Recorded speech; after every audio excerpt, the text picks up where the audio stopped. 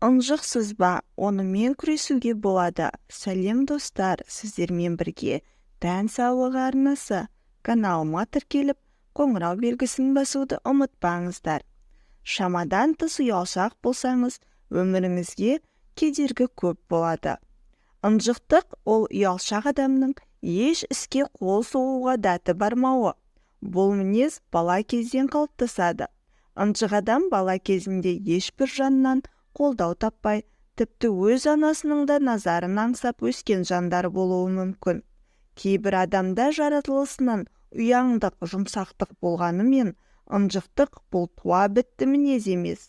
Адам өмір сүру барысында ашыла түседі, қоғамға араласа отырып, өз орнын қалыптастыра алады. Алайда, әркім өзінің өмірін қалыпқа келтіру өз қолында. Өмір сүрудің өзі күрес. Сондықтан өзіңіз қаламаған мінез құлықтардан құтылу үшін біраз еңбектенуге тура келеді. Шамадан тыс ұялу жақсы емес. Ынжықтықтың тағы бір баламасы ұялшақтық. Ұялу адам баласына керек жақсы қасиет.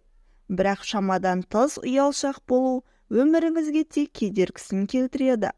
Ұялшақтық адам бойындағы шамадан тыс ыңғайсыздану, тартыншақтау, жасқану секілді қылықтарының арқасында айналасымен қарым-қатынасы нашар болады. Бұл сезім айналаңыздағы адамдармен тіл табыса алмау, ашылып сөйлеспегеннің, өз пікіріңізді айта алмауыңыздың нәтижесінде қалыпты өмір салтыңыздың бұзылуына алып келеді. Ұялшақтықтың кері әсері өте көп.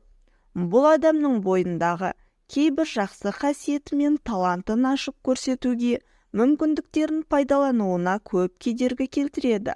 Мұндай адамдар жаңа таныстар тауып, олармен қарым-қатынас жасаудан ләззат ала алмайды. Сонымен қоса, мұндай адамдарды көпшілік қауым өзімшіл, асқақ, тәкаппар деп санауы мүмкін. Адам өз қабілетіне сенбеген кезде тартыну пайда болады. Ал тартыншақтық ынжықтықты тудырады. Зигмунд Фрейдтің тұжырымы бойынша бәрі бала кезден бастау алады. Балаға өз жаратылысын сол күйінде сүйе білуді үйретпеуден осындай кедергі туындайды. Жасқаншақ адамдардың қасында үнемі сыншы адам болады. Ол оның ата-анасы, досы, ұстасы, яғни құлақ асатын адамы болуы мүмкін. Ол қаншалықты мінсіз болғанымен, әрқашан олар өз кезегінде оның атқарған ісінің дұрыстығына күмәнданып, сапасынан кемшілік тауып отырады. Мұндай өмірлік теріс тәжірибе қоршаған ортамен қарым-қатынас жасауда сенімсіздік туғызады. Басқаның бағалауына тәуелді болмау.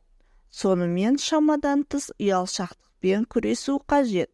Ол үшін басқалардың баға беруіне тәуелді болмау керек. Мінсіз адам болмайды. Кез келген адамның бойында кемшілік бар. Сондықтан басқалардың сізді сынауға қақысы жоқ. Сізге үнемі кері әсер ететін мұндай бақылаушыларды орнына қойған дұрыс. Көнбесе қарым-қатынасты үзген жөн. Өзіңізге шынайы баға беріңіз. Сонда өзіңіз бен қоршаған ортаңызға деген жағымды эмоция пайда болады. Бір нәрсені жасырып қалу, немесе жасқанудың қажеті жоқ екенін түсінесіз. Өзіңе сенімсіз қарау және тым ұялшақтық қасиетіңізден құтылғыңыз келсе, өзіңізді жақсы көріңіз. Қарым-қатынас жасай білу дағдысын жетілдіру артық болмайды. Ол үшін тыңдаңыз, сұрақ қойыңыз, талқылаңыз. Ең бастысы неге көңіл бөлу керек, есіңізде ұстаңыз. Ұялшақтықтан арылуды қолға алыңыз. Өзіңізге сеніңіз. Біраз уақыт өткен соң, сенімділік сіздің әдетіңізге айналады. Басқалар сіз туралы не ойлайды деп басыңызды ауыртпаңыз. Себебі олар сізді не ойлайды екен деп бас қатырып отырған болар.